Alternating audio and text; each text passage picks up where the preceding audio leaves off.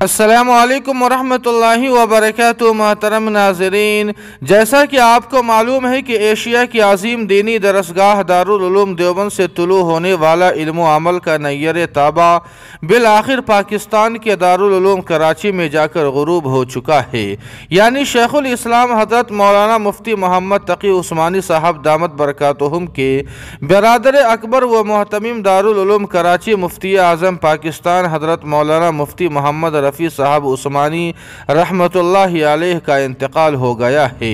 انا للہ و انا الیہ راجعون۔ ناظرین کرام، آپ کو بتلا دیں کہ برادر اکبر کے انتقال پر شیخ الاسلام حضرت مولانا مفتی محمد تقی عثمانی صاحب دامت برکاتہم نے اپنے دلی رنج و غم کا اظہار کرتے ہوئے لکھا ہے کہ میرے بڑے مشفق بھائی اور عالم اسلام کی عظیم شخصیت علم و عمل کے پیکر مفتی اعظم حضرت مولانا مفتی محمد رفیع صاحب عثمانی رحمت اللہ علیہ رحلت فرما گئے ہیں۔ انا للہ و انا الیہ راجعون۔ وہ مجھ سے ہر حیثیت سے بڑے تھے، لیکن طالب علمی سے لے کر آج تک زندگی کے ہر مرحلے میں ہمارا 75 سالہ ساتھ چھوٹ گیا ہے۔ اظہار جذبات کے لیے میرے پاس الفاظ نہیں ہیں۔ اللہ تعالیٰ ان کو درجات عالیہ عطا فرمائے اور ان کے فیوز کو ان کے لیے صدقہ جاریہ بنائے اور ہم سب کو صبر جمیل کے توفیق عطا فرمائے۔